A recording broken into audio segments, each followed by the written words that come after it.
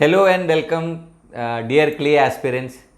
2021 പഞ്ചവത്സര ത്രിവത്സര LLB പരീക്ഷ നമ്മളുടെ പടിവാതിൽക്കൽ എത്തി നിൽക്കുകയാണ്. അതിൻ്റെ തീയതികൾ തീരുമാനമായി കഴിഞ്ഞു. എല്ലാവരും അതിൻ്റെ ലാസ്റ്റ് മിനിറ്റ് പ്രിപ്പറേഷൻ നടത്തി കഴിഞ്ഞു. ഇനി ആ പരീക്ഷയെ നമ്മൾ ആ നിർണായക ദിവസം എങ്ങനെ അഭിമുഖീകരിക്കണം, ഈ ഒരു ചെറിയ കാര്യമാണ് ഈ കൊച്ചു വീഡിയോയിൽ ഞാൻ നിങ്ങളോടുമായി ഷെയർ ചെയ്യാൻ ഉദ്ദേശിക്കുന്നത്. ആദ്യം തന്നെ ജോബ് സെക്യൂർ ലോ എമിനൻസ് ടീമിൻ്റെ ഹൃദയം നിറഞ്ഞ ആശംസകൾ നിങ്ങൾ ഓരോരുത്തർക്കും നേരിടുകയാണ്. കാരണം ആത്മവിശ്വാസത്തോടെ പരീക്ഷയെ നേരിടുക എന്നുള്ളതാണ് ആദ്യത്തെ ആവശ്യകത. പക്ഷേ 14 വർഷമായി ഈ മേഖലയിലുള്ള പ്രവൃത്തി പരിചയം കൊണ്ട് 1000-ലധികം വിദ്യാർത്ഥികളെ കേരളത്തിലെയും ഇന്ത്യയിലെയും മികച്ച നിയമ സർവകലാശാലകളിലേക്ക്, ഗവൺമെൻറ് ലോ കോളേജുകളിലേക്ക് മെറിറ്റ് സീറ്റിൽ അഡ്മിഷൻ നേടുന്നതിന് സഹായിക്കാനായ ഒരു സ്ഥാപനത്തിൻ്റെ അനുഭവമാണ് ഞാൻ നിങ്ങളോട് ഈ കൊച്ചു വീഡിയോയിൽ ഷെയർ ചെയ്യുന്നത്. പരീക്ഷകളുടെ അന്ന്, പരീക്ഷ കഴിഞ്ഞിട്ട്, പരീക്ഷയ്ക്ക് അപേക്ഷിക്കുമ്പോൾ നമ്മളോട് പങ്കുവച്ചിട്ടുള്ള ചില ആശങ്കകളും അനാവശ്യമായി പറ്റിയിട്ടുള്ള അബദ്ധങ്ങളുമാണ് നമ്മൾ ഒഴിവാക്കിയെടുക്കേണ്ടത്. തീയതി മാറിപ്പോവുക, സെൻറ്റർ മാറിപ്പോവുക, രാവിലെയും ഉച്ചയ്ക്കും സ്ലോട്ടുണ്ട്, സമയം മാറിപ്പോവുക, ആവശ്യമായ രേഖകൾ കയ്യിൽ കരുതാൻ മറന്നുപോവുക, ഇങ്ങനെ ഒട്ടനവധി നമ്മൾ അനാവശ്യമായി നമ്മൾക്ക് സമ്മർദ്ദം ഉണ്ടാക്കുകയും നമ്മളുടെ വിജയിക്കാനുള്ള സാധ്യതയെ അനാവശ്യമായി കളങ്കപ്പെടുത്തുകയും ചെയ്യുന്ന ഇത്തരം തെറ്റുകൾ തന്നെ നമ്മളൊന്ന് ആലോചിച്ച് നോക്കും. 3 ഇയറിൻ്റെ പരീക്ഷക്കാരൻ 5 ഇയറിന് ചെന്നുപോയി, അത് കുഴപ്പമില്ല, പിറ്റേ ദിവസമാണെന്ന് വിചാരിക്കാം. 5 ഇയറുകാരൻ ഞാൻ പിറ്റേ ദിവസമാണെന്ന് മാറിപ്പോയി, അതിൽ പറയുന്ന രേഖകൾ നമ്മൾ മറന്നുപോയി. കോവിഡ് പശ്ചാത്തലത്തിൽ നമ്മൾ ഒരു നിശ്ചിത സമയത്തിന് മുന്നേ എത്താൻ നമ്മളോട് ആവശ്യപ്പെടുന്നുണ്ട്, അതിൽ നമ്മൾ വൈകിപ്പോയി. ചില ബുദ്ധിമുട്ടുകൾ കൊണ്ട് നമ്മൾ എത്താത്തത് പോകട്ടെ. അപ്പോൾ ഇത് നമ്മൾ ശ്രദ്ധിക്കണം. 11-ാം തീയതിയാണ് 5 ഇയറിൻ്റെ പരീക്ഷ വരുന്നത്. അതിന് 2 സ്ലോട്ട് ഉണ്ട്. ഒന്ന് 11:15-നും മറ്റേ സ്ലോട്ട് 2:30-ക്കുമാണ്. പക്ഷേ 11:15 അവിടെ എത്താനല്ല നിങ്ങളുടെ നിർദ്ദേശം. എൻ്റെ ഈ വീഡിയോയിലൂടെ ഞാൻ ആ സമയമല്ല സുഹൃത്തുക്കളെ നിങ്ങളോട് ഷെയർ ചെയ്യുന്നത്. ദയവ് ചെയ്ത് ആ നോട്ടിഫിക്കേഷൻ വ്യക്തമായി വായിക്കൂ. 3 ഇയറിൻ്റെ ആണെങ്കിൽ 12-ാം തീയതി 10 മണിയുടെ ഒരു സ്ലോട്ടാണ് ഉള്ളത്. ഓക്കെ, 2 സ്ലോട്ട് ഇല്ല. അപ്പോൾ നിങ്ങളൊരു സുഹൃത്ത് 5 ഇയർ ആയിരിക്കും എഴുതുന്നത്, അവൻ ഉച്ചയ്ക്കായിരിക്കും. ഞാനും അങ്ങനെ ധരിച്ചുപോയി. നമുക്ക് അനാവശ്യമായി ഉണ്ടാകുന്നൊരു സംഗതിയാണിത്. സെൻറ്റർ മാറിപ്പോയി. കോഴിക്കോട് തന്നെ 2 സെൻറ്റർ ഉള്ളത് അറിഞ്ഞില്ല. കോഴിക്കോട് എൻ്റെ അറിവിൽ നിങ്ങൾക്കുള്ള ഒരു സെൻറ്ററിൽ തന്നെ 2 ബിൽഡിംഗ് ഉണ്ട്. അപ്പോൾ ചിലപ്പോൾ നമ്മൾ താഴത്തെ ബിൽഡിങ്ങിലെത്തി മുകളിലേക്ക് പോകാൻ ഒരു ചെറിയ സമയം, അവിടെയൊക്കെ നമ്മൾ അനാവശ്യമായി സമ്മർദ്ദത്തിലാഴുകയും പരിഭ്രമിക്കുകയും ചെയ്യും. അപ്പോൾ നോട്ടിഫിക്കേഷൻ പ്രിയ സുഹൃത്തുക്കളെ ഒന്നും കൂടെ വ്യക്തമായി വായിക്കുക. അതിൽ നിങ്ങളോട് കരുതാൻ പറയുന്ന രേഖകൾ അത് ഒറിജിനൽ ആണെങ്കിൽ ഒറിജിനൽ തന്നെ കരുതുക. ഞാൻ ആധാറിൻ്റെ ഫോട്ടോ കോപ്പിയും കൊണ്ടുപോയി, അല്ലെങ്കിൽ അവരാവശ്യപ്പെട്ട രേഖയുടെ ഫോട്ടോ കോപ്പി കൊണ്ടുപോയി, അതെന്താ അവർക്ക് സ്വീകരിച്ചാൽ? എക്സാം സെൻറ്ററിൽ നിന്ന് നമ്മൾ വെറുതെ ഒരു സമ്മർദ്ദത്തിന് പോകരുത്. ചെറിയൊരു പണിയല്ലേ, ഇത്രയും നമ്മൾ അധ്വാനിച്ചില്ലേ. ആ നോട്ടിഫിക്കേഷൻ ഒന്ന് വായിച്ച് സെൻറ്റർ മാറാതെ, തീയതി മാറാതെ, ടൈം സ്ലോട്ട് മാറാതെ, ഹാൾ ടിക്കറ്റ് എടുക്കാൻ മറക്കാതെ, രേഖകൾ കൈവശം ഇല്ലാതെ വളരെ കോൺഫിഡൻ്റ് ആയിട്ട് അവിടെ എത്തുക. ഏതൊരു മത്സര പരീക്ഷയ്ക്ക് നമ്മൾ തയ്യാറെടുക്കുമ്പോഴേയും 4 പ്രധാന കാര്യങ്ങളാണ് നമ്മളെ മുതൽക്കൂട്ടായിട്ടുള്ളത്: അറിവ്, അധ്വാനം, ആവേശം, ആവശ്യകത. ഇതിൽ ഈ ആവശ്യകത വലിയൊരു നിർണായകമായ സംഗതിയാണ് സുഹൃത്ത്. നമ്മൾക്ക് ഏതായാലും ഇനി പരീക്ഷാ ഹാളിൽ ഇരുന്നു കൊണ്ട് അറിവ് സമ്പാദിക്കാൻ പറ്റില്ല. അറിവ് സമ്പാദിക്കാനുള്ള വലിയൊരു വഴിയായിരുന്നു നമ്മളുടെ കൃത്യമായ അധ്വാനം, എ സ്ട്രാറ്റജിക് പ്രിപ്പറേഷൻ. അത് നിങ്ങളെല്ലാവരും നടത്തി എന്ന് ലോ എമിനൻസ്, ജോബ് സെക്യൂർ സന്തോഷപൂർവ്വം അംഗീകരിക്കുന്നു. ഇനിയാണ് 2 പ്രധാനപ്പെട്ട സംഗതിയുള്ളത്. ഒരുപാട് കുട്ടികൾക്ക് നമ്മൾ മോഡൽ ക്വസ്റ്റ്യൻ കൊടുക്കുമ്പോൾ നമ്മൾ കാണുന്നതാണ് 2 മണിക്കൂറിൻ്റെ പരീക്ഷ എഴുതാനുള്ളൊരു ആവേശം കാണുന്നില്ല. 1 മണിക്കൂറൊക്കെ കഴിയുമ്പോഴേക്ക് അത് കെട്ടടങ്ങിപ്പോകുന്നു. ഇനി നമ്മൾക്ക് എക്സാം ഹാളിൽ കത്തിപ്പിടിപ്പിക്കേണ്ട 2 സംഗതികൾ ഇതാണ്: ആവേശവും ആവശ്യകതയും. അതിൽ ആവശ്യകതയ്ക്ക് നിർണായകമായ പങ്കുണ്ട് സുഹൃത്തുക്കളെ. 38-ാമത്തെ വയസ്സിലും മേരി കോം അവിടെ ഒരു മെഡലിന് വേണ്ടി പോരാടുമ്പോൾ അവരുടെ അറിവും അധ്വാനവും കഴിവുമല്ല മുന്നിൽ വന്നത്, ആ വേണമെന്നുള്ളൊരു ആവശ്യകതയാണ്. എഡ്മണ്ട് ഹിലാരിയോട് ചോദിക്കുകയുണ്ടായി, ലോകത്തിലെ ഏറ്റവും വലിയ മൗണ്ടൻ പീക്ക് ആദ്യമായി കീഴടക്കിയ സാഹസികനോട്, ഇത്രയും കഠിനമായ യാത്ര, such a tall huge mountain is staring at you, what prompted you to climb that mountain? നിങ്ങൾ എന്താണ് ഇങ്ങനെ വലിയൊരു സാഹസത്തിന്, അതും അതിൻ്റെ മുന്നേ 2-3 തവണ പിന്മാറിയ ആളോട് എന്താണ് നിങ്ങളെ പ്രേരിപ്പിച്ചത്? ആർക്കും ഇന്നേ വരെ ആ കൊടുമുടിയെ കീഴടക്കാനായിട്ടില്ല. പിന്നെ എന്താണ് നിങ്ങളെ പ്രേരിപ്പിച്ചത്? ഹിലാരി പറഞ്ഞ രസകരമായൊരു മറുപടി ഉണ്ട്. ആരും അതിനെ കീഴടക്കിയിട്ടില്ല എന്നുള്ള ആ വസ്തുത തന്നെയാണ് എന്നെ അത് കയറാൻ പ്രേരിപ്പിക്കുന്നത്. 2021 നിങ്ങൾ എഴുതാൻ പോകുന്ന ഈ പരീക്ഷയെ ആ ആവേശത്തോടെ എൻ്റെ പ്രിയ സുഹൃത്തുക്കളെ നിങ്ങൾക്ക് നേരിടണമെങ്കിൽ ഇതെൻ്റെ ജീവിതത്തിലെ നിർണായകമായ 120 മിനിറ്റാണ് എന്നുള്ള ഒരു ആവശ്യകത നിങ്ങളുടെ ഉള്ളിൽ നിന്നുണ്ടാകണം. മെറിറ്റ് സീറ്റിൽ ഞാൻ സീറ്റ് നേടുമ്പോൾ എൻ്റെ കുടുംബത്തിന് ഞാൻ നേടിക്കൊടുക്കാൻ പോകുന്ന സാമ്പത്തിക മെച്ചത്തെക്കുറിച്ച്, എൻ്റെ രക്ഷിതാക്കൾക്ക് ഞാൻ കൊടുക്കാൻ പോകുന്ന ആ സമ്മാനത്തെക്കുറിച്ച് ആ തീവ്രമായ ആവശ്യകത വരുമ്പോൾ നിങ്ങൾക്ക് ആ നിർണായക ദിവസം ആ പരീക്ഷയെ സമീപിക്കാനുള്ള ഊർജം ലഭിക്കും. പക്ഷേ നമ്മൾ ആവേശം കൊണ്ടതുകൊണ്ട് മാത്രം കാര്യമില്ല. ഈ പരീക്ഷ എഴുതുമ്പോൾ പറ്റിപ്പോകുന്ന ചില അബദ്ധങ്ങളുണ്ട്. അതറിയണമെങ്കിൽ ഇതിലെ ചോദ്യങ്ങളുടെ ഒരു തരംതിരിവ് ഞാൻ എൻ്റേതായ ഒരു ഭാഷയിൽ നിങ്ങളുമായി പങ്കുവെക്കുകയാണ്. നമ്മൾ പലപ്പോഴും 4 തരത്തിലായിരിക്കും ഉത്തരം എഴുതുക. ഒന്ന്, ഉത്തരം അറിഞ്ഞ് എഴുതുക. നിങ്ങൾക്കതിൻ്റെ എക്സാക്റ്റ് ഉത്തരം അറിയാം. ഇതൊന്ന് മനസ്സിൽ കണ്ടുപോയിക്കോളൂ കേട്ടോ. ഉത്തരം അറിഞ്ഞ് എഴുതുന്ന ചോദ്യങ്ങൾക്ക് വളരെ കുറഞ്ഞ സമയം മതിയല്ലോ. രണ്ടാമത്തെ തരമാണ് ഉത്തരം തിരിച്ചറിഞ്ഞെഴുതുക. കോമ്പറ്റേറ്റീവ് എക്സാമിൽ ഏറ്റവും അധികം ചോദ്യങ്ങൾ ഇത്തരത്തിലുള്ളതാണ്. നിങ്ങൾക്ക് എല്ലാ ചോദ്യത്തിൻ്റെ ഉത്തരം അറിഞ്ഞില്ലെങ്കിലും തിരിച്ചറിഞ്ഞെഴുതാനുള്ള ഒരു സാധ്യത അതിനാണല്ലോ നമുക്ക് ചോയ്സ് തരുന്നത്. എന്നാൽ അതിന് ആദ്യത്തേനേക്കാൾ കുറച്ചും കൂടെ സമയം വേണം. മൂന്നാമത്തെ തരംതിരിവാണ് അല്ലെങ്കിൽ കാറ്റഗറിയാണ് ഉത്തരം കണ്ടെത്തേണ്ടുന്ന ചോദ്യങ്ങൾ. അവിടെ കുറച്ചധികം സമയം പോകുന്നുണ്ട്. നമുക്ക് ആലോചിച്ചാൽ തന്നെ അറിയില്ലേ, ഉത്തരം കണ്ടെത്തണം. അപ്പോൾ ഇതിൽ മൂന്നിലും വരാതെ വരുമ്പോഴാണ് നമ്മൾ ഈ പറഞ്ഞ പോലെ ഉത്തരം ബുദ്ധിപൂർവം ഊഹിക്കും. അതും തെറ്റല്ല, ഉത്തരം ബുദ്ധിപൂർവം ഊഹിക്കുക. അവസാനത്തതാണ് ഏറ്റവും ഗുരുതരമായ പാളിച്ച, ഉത്തരം കറക്കിക്കുത്തുക. ഈ ഉത്തരം കറക്കിക്കുത്തി മാത്രം നമുക്ക് ഈ പരീക്ഷയെ സമീപിക്കാൻ പറ്റില്ല. ഞാനിത് പറഞ്ഞത് എന്തിനാന്ന് വെച്ചാൽ, പരീക്ഷ എന്ന ആ ഒരു പ്രതിസന്ധി ഘട്ടത്തിൽ മനുഷ്യനെ അനാവശ്യമായി അലട്ടുന്ന ഒരു സാധനമാണ് fear, false expectations appearing real. നിങ്ങളുടെ മനസ്സിലെ പ്രതീക്ഷകൾ അതവിടെ യാഥാർത്ഥ്യമാവുകയാണ്. അപ്പോൾ ഞാൻ ജയിക്കുമെന്നുള്ള ആവശ്യകതയുടെ പ്രതീക്ഷയുടെ വെളിച്ചത്തിലായിരിക്കണം. Because false expectation appear real. അപ്പോൾ നമ്മളുടെ എക്സ്പെക്റ്റേഷൻ നമ്മൾ തോൽക്കുന്നില്ല, ഇനി തോറ്റാലും നമ്മൾക്ക് പ്രശ്നമില്ല. ഒരു എൻട്രൻസ് പരീക്ഷയിൽ തോൽക്കുന്നത് ഒന്നിൻ്റെയും അവസാനമല്ല. പക്ഷേ പ്രതീക്ഷ എന്തായിരിക്കണം, ഞാൻ എൻ്റെ മികച്ച എഫേർട്ട് അവിടെ ഇട്ടിരിക്കും. അപ്പോൾ ആ എക്സ്പെക്റ്റേഷനിൽ റിയാലിറ്റി ആക്കണമെങ്കിൽ ഈ ചോദ്യങ്ങളുടെ തരംതിരിവ് അറിയണം. ഏറ്റവും പ്രധാന പ്രശ്നം നമ്മൾ നേരിടാൻ പോകുന്നത് സമയം പോയതറിഞ്ഞില്ല. 100 കണക്കിന് കുട്ടികൾ നമ്മളോട് പങ്കുവച്ചിട്ടുള്ള ഒരു വിഷയമാണ് സമയം പോയതറിഞ്ഞില്ല. എങ്ങനെയാണ് നമ്മൾ ഈ സമയം പോകുന്നത് അറിയാതെയാവും പോകുന്നത്? എല്ലാ പെർഫോമൻസിന് ഇറങ്ങുമ്പോൾ ഒരു ആളലുണ്ടാവും. അപ്പം നിങ്ങളുടെ 120 മിനിറ്റ് കയ്യിലുള്ളൂ എന്ന ബോധ്യം നമുക്ക് വേണം. ആദ്യത്തെ 10 മിനിറ്റ് നമുക്കൊരു സംഭ്രമം ഉണ്ടാവും. പഠിച്ചത് തന്നെയാണോ വന്നത്? അത് പേപ്പർ പെൻസിലാണെങ്കിൽ എളുപ്പത്തിൽ മറച്ചു നോക്കായിരുന്നു. ഇത് മോണിറ്റർ ബേസ്ഡ് ആണെങ്കിൽ ചോദ്യങ്ങളിലേക്ക് കടന്നാൽ തന്നെ അറിയുള്ളൂ. അപ്പോൾ ആ സംഭ്രമത്തിനുള്ള ഒരു നിശ്ചിത സമയം എൻ്റെ സുഹൃത്തെ നമ്മൾ കൊടുത്തോളൂ. പക്ഷേ ത്രൂ ഔട്ട് 120 മിനിറ്റ് നമ്മൾ ആ സമ്മർദ്ദത്തിൽ പെടരുത്. അതേപോലെ അവസാനത്തെ 15-20 മിനിറ്റ് നമ്മൾക്ക് വീണ്ടും ടെൻഷൻ കൂടും. ഇതിനെക്കുറിച്ച് അറിയുക. ഇതിനാദ്യം വേണ്ടത് എന്താ? 120 മിനിറ്റ് ഉണ്ടെങ്കിലും നമ്മൾ 200 ചോദ്യവും എഴുതേണ്ട കാര്യമില്ല. ഞാൻ നിങ്ങളോട് ചോദ്യം വിടാനല്ല പറയുന്നത്. നമ്മൾ അറിഞ്ഞിരിക്കേണ്ട ഒരു സംഗതിയുണ്ട്. 2020 നോക്കിയാൽ തന്നെ ടോപ്പറിൻ്റെ സ്കോറ് 424 എന്ന് പറഞ്ഞാൽ അദ്ദേഹം 70% അദ്ദേഹം തന്നെ സ്കോർ ചെയ്തത്. 10ാമത്തെ റാങ്കിലേക്ക് വരുമ്പോഴും അത് 387 എന്ന് പറഞ്ഞാൽ 60-65% 10ാമത്തെ റാങ്കിൽ എത്തുമ്പോഴേക്ക് എത്തിയത്.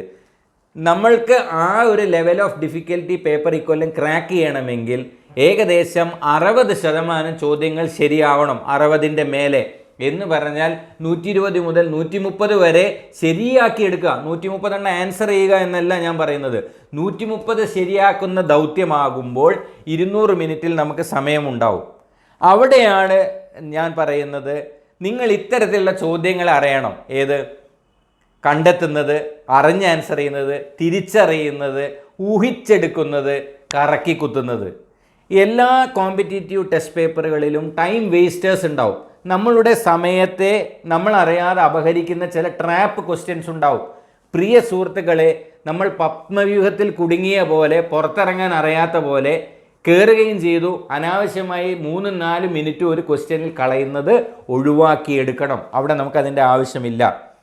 ഉത്തരം കണ്ടെത്തുന്ന ചോദ്യങ്ങൾക്കാണല്ലോ സമയം അധികം പോവുക. ഉത്തരം കണ്ടെത്തുന്ന ചോദ്യങ്ങൾ സമയം അധികം പോവും.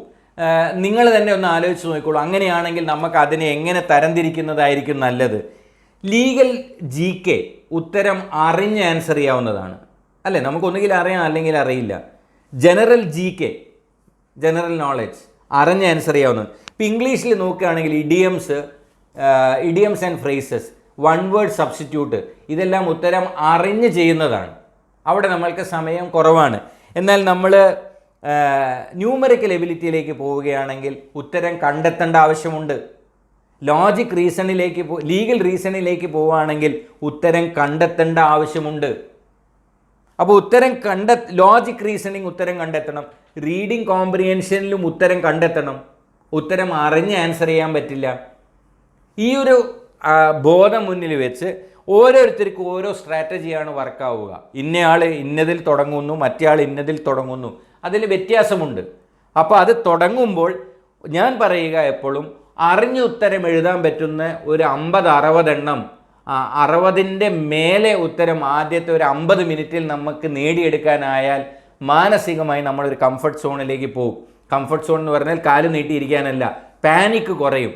അടുത്ത 30 മിനിറ്റിൽ ഉത്തരം കണ്ടെത്താവുന്ന ഒരു 30 ക്വസ്റ്റ്യൻ, നമുക്ക് 20 ക്വസ്റ്റ്യൻ എത്തുകയാണെങ്കിലും നമ്മൾ ഏകദേശം ഒരു 100 ക്വസ്റ്റ്യൻ്റെ അടുത്തെത്തി. ലാസ്റ്റ് ഹാഫ് ആൻ അവറിൽ നമ്മൾക്ക് ഉത്തരം കണ്ടെത്തിയും ഉത്തരം ഊഹിച്ച് ബുദ്ധിപൂർവ്വം ഊഹിക്കാവുന്നതുമായ ഒരു 30 എണ്ണം ചെയ്യാൻ പറ്റിയാൽ, ഒരു 25 എണ്ണം ശരിയാക്കാൻ പറ്റിയാൽ 125-130 സ്കോർ ചെയ്യുമ്പോൾ നമ്മളത് കടക്കാൻ സാധ്യതയുണ്ട്. ഏറ്റവും പ്രധാനമായി ശ്രദ്ധിക്കേണ്ടത്, ഓരോ കൊല്ലം ഓരോ സോഫ്റ്റ്വെയറിലായിരിക്കും അതിൻ്റെ പാറ്റേൺ വരിക. മുൻ വർഷത്തിൽ നമ്മളുടെ ഒരു പ്രിയ വിദ്യാർത്ഥിക്ക് പറ്റിപ്പോയൊരു അബദ്ധമാണ്, അറ്റംപ്റ്റഡ് എന്നുള്ള ഒരു കാറ്റഗറി അവിടെ ഉണ്ടാവും. അറ്റംപ്റ്റഡും ആൻസേർഡും തമ്മിൽ ചിലപ്പോൾ വ്യത്യാസമുണ്ടെങ്കിൽ നമ്മളത് ചിലപ്പോൾ ക്ലോസ് എക്സാം കൊടുക്കുമ്പോഴായിരിക്കും നമ്മൾ അറ്റംപ്റ്റഡ് എന്ന് കണ്ടത് അത്ര തന്നെ ആൻസർ ചെയ്തതായി കാണുന്നില്ല എന്നുള്ളത്. അപ്പോൾ ഈ സമയം കൊഴിഞ്ഞു പോകുന്നത് തിരിച്ചറിയാൻ ഏറ്റവും നല്ലത്, എൻ്റെ പ്രിയ സുഹൃത്തെ, നിങ്ങളുടെ വർക്ക്ഷീറ്റിൽ നിങ്ങൾ സ്കോർ ചെയ്ത ക്വസ്റ്റ്യൻ ഒന്ന് റാൻഡംലി, ഒരുപാട് സമയം അതിന് കളയാനല്ല പറയുന്നത്. ആദ്യത്തെ 10 എണ്ണത്തിൽ 1 നിങ്ങൾക്ക് കിട്ടി, 1, 2, നിങ്ങൾ ആൻസർ ചെയ്തത് ഒരു ഐഡിയ നിങ്ങൾക്ക് വേണം. കാരണം 1 മണിക്കൂർ എത്തുമ്പോൾ നിങ്ങൾ തിരിഞ്ഞു നോക്കണം എത്രത്തോളം ഞാൻ ആൻസർ ചെയ്തു എന്ന്. അതേപോലെ നിങ്ങൾ വിടാൻ ഉദ്ദേശിച്ച ക്വസ്റ്റ്യനുകളും ഒന്ന് അവിടെ നമ്പർ നോട്ട് ചെയ്ത് വെച്ചാൽ സ്ക്രോൾ ചെയ്ത് പോകുന്ന സമയം നമുക്ക് കുറച്ചെടുക്കാൻ പറ്റും. അപ്പോൾ അത് ഒന്ന് പരീക്ഷിക്കാവുന്നതാണ്. പരീക്ഷിക്കുക എന്നല്ല, അതൊരു സ്ട്രാറ്റജിയാണ് നമ്മളെ വർക്ക്ഷീറ്റിൽ. കാരണം മോണിറ്ററിലായതുകൊണ്ട് പേപ്പർ പെൻസിലായിരുന്നു നമുക്കത് ടിക്കിട്ട് പോകാമായിരുന്നു. അപ്പോൾ സമയത്തെ ബുദ്ധിപൂർവ്വം മാനേജ് ചെയ്യലാണ് ആദ്യത്തെ ആവശ്യകത. രണ്ടാമത്തേത്, മനസ്സാന്നിധ്യം നഷ്ടപ്പെടാതെ കാത്തു സൂക്ഷിക്കുക. ഇത് നിർണായകമാണ്. നമ്മൾ മികച്ച കളികളിൽ പോലും ഫോഴ്സ്ഡ് എറേഴ്സ് എന്ന് പറയും. എന്തുകൊണ്ട് പ്രഗത്ഭരായ കളിക്കാർക്ക് പെനാൾട്ടി മിസ്സാവുന്നു, എന്തുകൊണ്ട് റോജർ ഫെഡറർക്ക് മാച്ച് പോയിന്റിൽ എത്തുമ്പോൾ സെർവുകൾ നഷ്ടമാകുന്നു. ഫോഴ്സ്ഡ് എറേഴ്സ്, അതായത് നമ്മളുടെ സമ്മർദ്ദത്തിന് വഴങ്ങി നമ്മളുടെ ആ ഒരു പെർഫോമൻസിനെ ബാധിക്കും. മനസ്സാന്നിധ്യം നഷ്ടപ്പെടുമ്പോഴാണ് സമയം കഴിഞ്ഞു പോകുന്നത് അറിയാതെ പോവുക. ഒരുപാട് പേര് മനസ്സാന്നിധ്യം നഷ്ടപ്പെടുന്നതുകൊണ്ട് ഉണ്ടാകുന്ന അടുത്ത സാധനമാണ് അശ്രദ്ധമായി ഉത്തരം എഴുതുക. പുറത്തിറങ്ങി വന്നിട്ട് അയ്യോ ഈ ചോദ്യം ഞാൻ അങ്ങനെ വായിച്ചു പോയി, ഒരുപാട് പേര് പറയുന്നതാണ്. അപ്പം മനസ്സാന്നിധ്യം കാത്തു സൂക്ഷിക്കാൻ ശ്രദ്ധയോടുകൂടി ആ 120 മിനിറ്റ് ഊർജം കൊഴിഞ്ഞു പോകാതെ നിങ്ങൾ അതാ ഞാൻ പറഞ്ഞ ആ ആവേശം കെട്ടടങ്ങരുത്. 120 മിനിറ്റിൽ നമ്മൾക്കത് നേടണം എന്ന് തോന്നണമെങ്കിൽ ആ ആവശ്യകത നമ്മളെ ഉയർത്തിപ്പിടിച്ചുകൊണ്ടിരിക്കണം, ഉണർത്തിക്കൊണ്ടേയിരിക്കണം. ആ 120 മിനിറ്റിൽ നമ്മളൊരു 130 എണ്ണം ശരിയാക്കി ഇറങ്ങണമെങ്കിൽ സമയത്തെക്കുറിച്ച് ബോധവാനാവുക, ക്വസ്റ്റ്യൻസിൻ്റെ തരംതിരിവുകളെക്കുറിച്ച് ബോധവാനാവുക, ഏതാണ് നിങ്ങൾ അറ്റംപ്റ്റ് ചെയ്യാൻ പോകുന്നത് എന്നതിനെക്കുറിച്ച് വ്യക്തമായ പദ്ധതി നിങ്ങൾക്കുണ്ടാവുക, ചെയ്ത ക്വസ്റ്റ്യനുകളെക്കുറിച്ച് നോട്ട് ചെയ്തു വെക്കുക, ആ ചെയ്യണ്ട എന്ന് വിചാരിച്ച് നിങ്ങൾ വിട്ട ക്വസ്റ്റ്യൻസ് തീരുമാനമാക്കി വെക്കുക. അപ്പോൾ ഞാൻ പറഞ്ഞു നിർത്തുന്നത് എന്താണെന്ന് വെച്ചാൽ സമയം എന്തായാലും ഇറ്റ് വിൽ ടിക്ക്, ഓക്കെ. പക്ഷെ അതിനനുസരിച്ച് എൻ്റെ ചോദ്യങ്ങളുടെ യാത്രയും തുടർന്നു പോകുന്നുണ്ടോ, അതിനാണ് നമ്മൾ ഫ്ലോ എന്ന് പറയുക. ആ 120 മിനിറ്റ് നിങ്ങളുടെ ഫ്ലോ നഷ്ടപ്പെടുത്തരുത്. ഇതിൻ്റെ ഇടയിൽ അറിയാത്ത 50ഓ 40ഓ ചോദ്യങ്ങൾ ഉണ്ടാകാം. ആ ചോദ്യങ്ങൾ നമ്മളുടെ ഒരു ബാക്ക് ഓഫ് ദ മൈൻഡിൽ നമ്മളെ അലട്ടുന്നതായി മാറരുത്. അറിയാത്ത ചോദ്യങ്ങൾ കൂടുതലുള്ളതായി പലപ്പോഴും തോന്നും. അതിനാണ് ഞാൻ പറയുന്നത്, എനിക്ക് കിട്ടിയ ഉത്തരങ്ങളെക്കുറിച്ച് നമുക്കൊരു കുറിപ്പ്, ഒരു നമ്പർ ജസ്റ്റ് സൈഡിൽ ഇങ്ങനെ എഴുതി വെച്ചിട്ടുണ്ടെങ്കിൽ ഏകദേശം 100 എണ്ണം ശരിയായി, 1 മണിക്കൂർ 40 മിനിറ്റ് കഴിഞ്ഞു, 20 മിനിറ്റിൽ എങ്ങനെയെങ്കിലും ഒരു 30 എണ്ണോ 25 എണ്ണം കൂടെ ശരിയാക്കിയാൽ മതി എന്നുള്ളൊരു കോൺഫിഡൻസ് കിട്ടുമ്പോൾ അത് വളരെ എളുപ്പമാണ്. ആ മനസാന്നിധ്യം നിങ്ങൾ പരീക്ഷാ ഹാളിൽ കാത്തു സൂക്ഷിക്കുക. വരുന്ന ദിവസങ്ങളിൽ ഇനിയും നിങ്ങൾക്ക് പുതിയ മേഖലകൾ പഠിക്കാനാവുന്നില്ലെങ്കിൽ നിങ്ങളുടെ ഇപ്പോഴത്തെ ശക്തിയെ നിങ്ങൾക്ക് ഇഷ്ട ഏരിയ മാത്രം നോക്കിയാൽ പോരാ. നിങ്ങൾക്ക് മൈ ഫേവറേറ്റ് ഏരിയ ഉണ്ട്, my strong area may be different. അപ്പോൾ അത് തിരിച്ചറിയണം. കോൺസ്റ്റിറ്റ്യൂഷനിലെ ചില പ്രധാന കാര്യങ്ങളെക്കുറിച്ച് നമുക്ക് 10-15 ചോദ്യങ്ങൾ പ്രതീക്ഷിക്കാം. അതൊന്ന് റീകൂപ്പ് ചെയ്യുക, അത്രേ ഇപ്പോൾ സമയമുള്ളൂ, റിവൈസ് ചെയ്യുക. ഓക്കെ, ലീഗലിന് 70 ചോദ്യം വരുമ്പോൾ 10 ചോദ്യമാണ് ലീഗൽ റീസണിങ്ങിലുള്ളത്. ഞാൻ വളരെ വ്യക്തമായി പറയട്ടെ, ലീഗൽ റീസണിങ്ങിൻ്റെ ചോദ്യങ്ങളിൽ സാധാരണ ഇതുവരെയുള്ള ക്വസ്റ്റ്യൻ പേപ്പറിൽ അധിക വെയിറ്റേജ് മാർക്കില്ല, അതിനും ഒരേ പോയിൻ്റാണ്. അതുകൊണ്ട് ലീഗൽ റീസണിങ്ങിലേക്ക് കടന്ന് അതിൻ്റെ മുകളിൽ ഒരുപാട് സമയം കളയാൻ പാടില്ല. എന്നാൽ 10 ക്വസ്റ്റ്യൻ നമുക്ക് വിടാനും പറ്റില്ല. സാധാരണ ഗതിയിൽ അത് ക്വസ്റ്റ്യൻ പേപ്പറിൻ്റെ അവസാനമാണ് വരിക. അങ്ങനെയാണെങ്കിൽ ലാസ്റ്റ് മിനിറ്റ് പാനിക്കിൽ നമുക്ക് അതിൻ്റെ ഉത്തരം കണ്ടെത്തുന്നതിനേക്കാൾ ചിലപ്പോൾ ചില GKകൾ തിരിച്ചുപോയി ചെയ്യുന്നതായിരിക്കും അഭികാമ്യം. വളരെ അപൂർവമായി ഒരു ഏരിയയും സെഗ്മെൻറ്റ് വൈസ് തിരിക്കാതെ, ഓരോ സബ്ജക്റ്റും തിരിക്കാതെ എല്ലാം കലർത്തി ചോദിക്കാറുമുണ്ട്.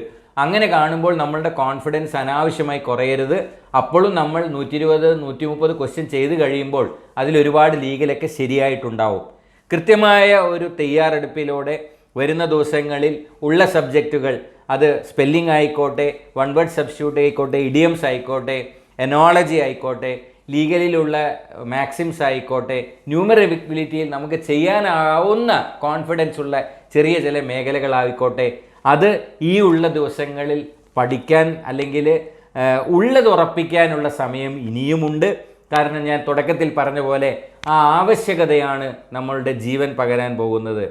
കാല് അരയ്ക്ക് കീഴ്പ്പെട്ട് മുറിഞ്ഞു പോയപ്പോഴും, ഒരു ദാരുണമായ ഒരു ട്രെയിൻ ആക്സിഡൻറ്റിൽ കാല് നഷ്ടപ്പെട്ടപ്പോഴും ബോധവും ജീവനും തിരിച്ചു കിട്ടിയ അരുണിമ സിൻഹ ലോകത്തിനെ അത്ഭുതപ്പെടുത്തിക്കൊണ്ട് the first amputee woman to conquer mount Everest ആയി ഒരു പത്മശ്രീ ജേതാവായി മാറുന്നത് ജീവിതത്തിൽ ഇനിയും എനിക്ക് മുന്നോട്ട് കീഴടക്കാനുള്ള ധൈര്യവും ആർജവും ബാക്കി വെച്ചിട്ടുണ്ട്. അതിൻ്റെ ഒരു ആവശ്യകത തിരിച്ചു അറിഞ്ഞതുകൊണ്ടാണ്. ഇത് വലിയ സാഹസങ്ങൾ ചെയ്യുന്ന അരുണിമ സിൻഹയ്ക്ക് മാത്രമല്ല, നമ്മളുടെ വള്ളിക്കുന്നുകാരിയായ എന്നെ വളരെ സ്വാധീനിച്ച ദേവിക എന്ന് പറയുന്ന കൊച്ചുകുട്ടിയും 2 വർഷം മുന്നേ 2 കൈയുമില്ലാതെ കാലുപയോഗിച്ചുകൊണ്ട് 10ാം ക്ലാസ് പരീക്ഷയിൽ എല്ലാ വിഷയത്തിലും A+ നേടുകയും അത് വെറും ഒരു ഫ്ലൂക്കായിരുന്നില്ല എന്ന് തെളിയിച്ചുകൊണ്ട് 2012 ഇപ്പോൾ എഴുതിയ +2 പരീക്ഷയിൽ എല്ലാ വിഷയത്തിൽ കാലുകൊണ്ട് എഴുതി A+ നേടുന്ന ദേവികയും നമ്മളെ ഓർമ്മപ്പെടുത്തുന്നത് മറ്റൊന്നുമല്ല, നമ്മളുടെ ആവശ്യകതയാണ് നമ്മളുടെ കഴിവിനെ പുറത്തേക്ക് കൊണ്ടുവരിക. ആ ആവശ്യകത ഈ വരുന്ന നിങ്ങളുടെ 3 ഇയർ പരീക്ഷയായിക്കോട്ടെ, 5 ഇയർ പരീക്ഷയായിക്കോട്ടെ, ആ നിർണായകമായ 120 മിനിറ്റിൽ ആ ആവശ്യകത നിങ്ങളുടെ കൂടെ ഉണ്ടാകട്ടെ. ആ ആവശ്യകത നിങ്ങൾക്കൊരാവേശമാവട്ടെ. ആ ആവേശം നിങ്ങളുടെ അധ്വാനത്തെ സാധൂകരിക്കുന്ന അറിവായി എല്ലാ മംഗളങ്ങളും നേരുന്നു. ശരി ഉത്തരങ്ങൾ നിങ്ങൾക്കൊരു അനുഗ്രഹമായി മാറട്ടെ എന്ന് ആശംസിച്ചുകൊണ്ട് 2021 KLEE പരീക്ഷ എഴുതുന്ന എല്ലാ വിദ്യാർത്ഥികൾക്കും കാലിക്കറ്റ് ലോ സെൻറ്റർ, ലോ എമിനൻസിൻ്റെയും ജോബ് സെക്യൂര ടീമിൻ്റെയും wishing you the very best, wishing you all the success. Even if you qualify in this entrance or not, life is still a long journey, my good friends. So succeed in that journey. All the best. Thank you.